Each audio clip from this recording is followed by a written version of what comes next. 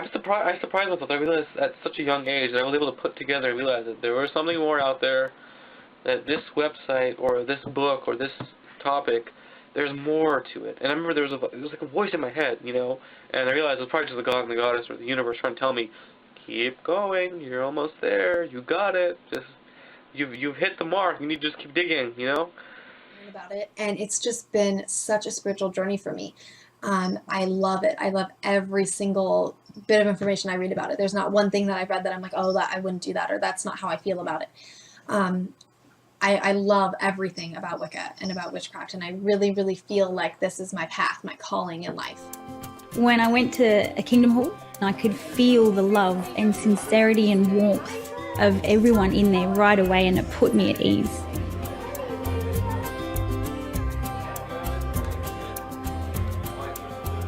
Jehovah's done so much for me personally. I want to help as many people benefit from that same relationship with our God. Every day I studied, it was like drinking from the cup of knowledge, and I just became more powerful as a spiritual being. I just have amazing knowledge and a viewpoint that is 360 degrees, and it just stretches from here to eternity. I have a firm foundation that I don't waver from because I know exactly what I know.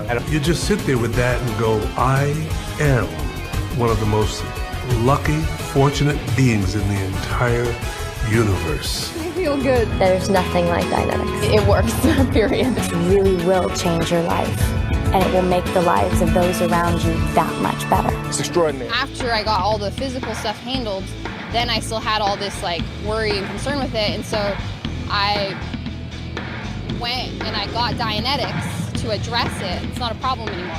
There's no pain, I'm not concerned about it. I play basketball all the time, I run. I mean, it's almost as if nothing ever happened. It is because of Dianetics, and I know that. Both my parents, before their trek, actually made a prayer to Buddha, just to keep their family safe and to make sure that they were successful in their escape, which I think gave them strength and courage to move forward and to really just find a better life for their family. He's a bringer of truth. I feel that he is the Messiah. He's the messenger of God's truth to help us wake up. Yes, he is. He is Jesus. And you've just discovered that? I've only discovered that, yes, and since I've been on this path through AJ's teachings, that's how we come to God. I have memories of being at the crucifixion. Remember being there and just the intense feeling of my soulmate, someone I feel very connected to, suffering immensely. Although I feel I suffered more than he did, but just because of the development in love that he had at that time. But for myself, it was excruciating to watch basically the annihilation of the person that I love the most.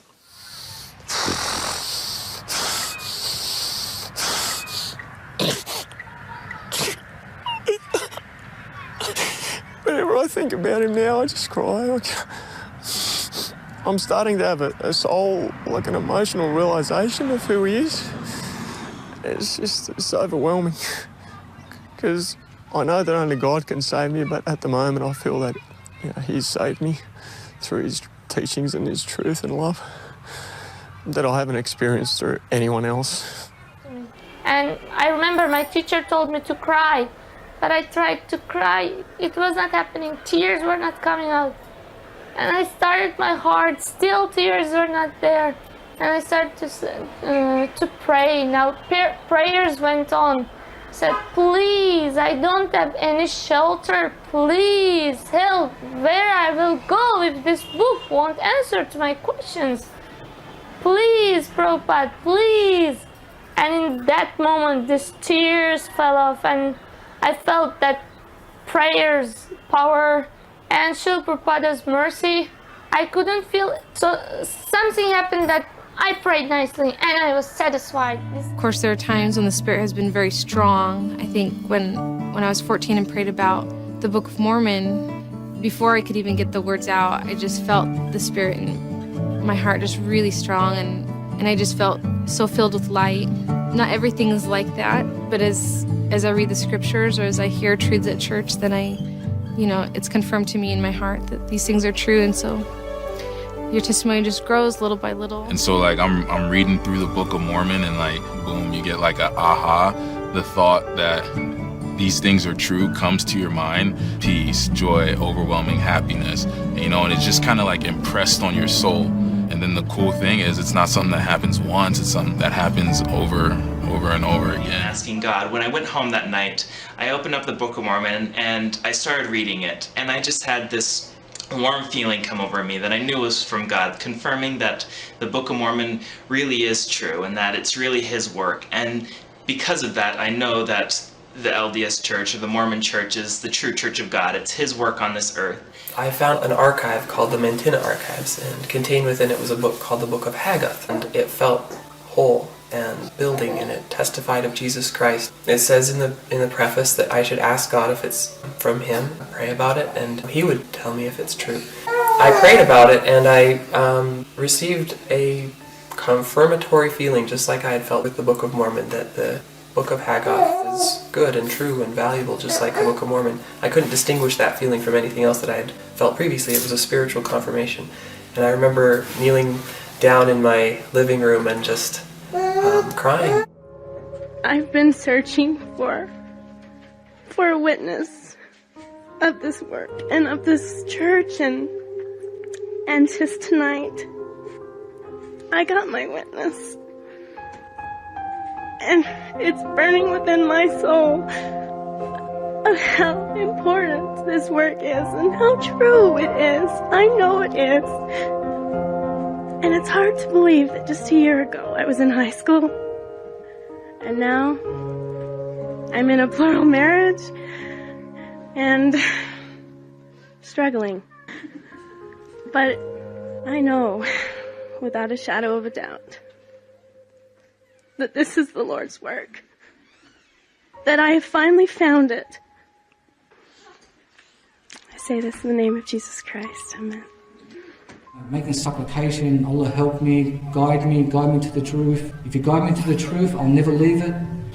And I knew in my heart, Allah was telling me in my heart that Islam, this is true, And I knew right there it's the correct religion. And at that point, I had this feeling of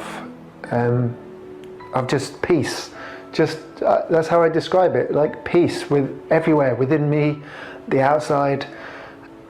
It gets me a bit now, but I had this, it was a completely different feeling for me, and it's changed my life since that day, and I've never looked back since. I started praying to find the truth. It didn't take a long time to find out that Islam is the truth and that there can't be any other religion in the world.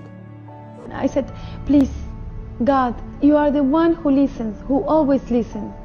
Please, who do I have to follow to come to you direct? Christianity or the Muslims? I was 100% sure that God has answered my question. What is the right way, the only right way to come to God? Islam. And I knew, my soul knew, that what I'd been searching for a long time, and I knew it even before I read it. When I got those statements, I just couldn't stop reading because I knew. And ever since I've been in the class, there's never been a doubt. Like when I first met them, I knew that what they had to say was true. It wasn't something they said, it was something that I knew inside me. I felt it was like a recognition. It was instant recognition for me, and there was never a doubt in my mind. I just wish that people out there could understand how much we feel and know this is real. This is not a fantasy. I know. I didn't have to believe. I knew. Yes, we've watched, we've sorted out the wheat and the chaff on the YouTube, and we concluded that from a spirituality point of view and a balance point of view, this seemed to be the best course of action. We spoke with Eric on email.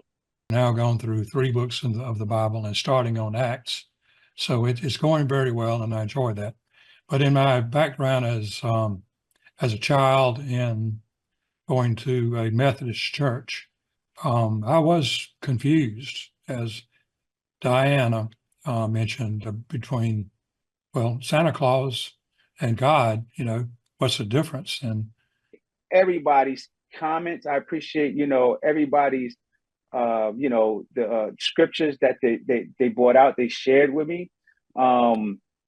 So I really love and appreciate you guys. I appreciate this group. You know, I never felt so at home, you know, like a ship without a rudder. Okay, just all over the place.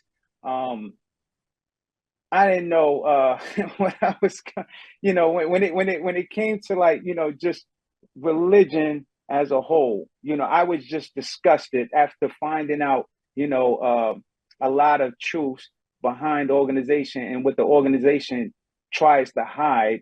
You know, because they try to hide so much, even from their, you know, their members. You know, I mean, and because my mother, she's still a devout witness to this very day. And I've had, you know, after discovering the Berean Pickers channel, I've had, you know, long, lengthy discussions with her about, you know, the scriptures and what I've learned. And she's just, you know, just pulling all the stops. You know, as soon as I say anything about the you know, the GB, the governing body, it's a wrap. You know, conversation is over. It's done. But yeah, so I think this, you know, this group, this breakout room has cleared up a lot of things for me, you know, and I'm very, very appreciative and grateful for all of you guys. And it's and it's very straightforward, well researched.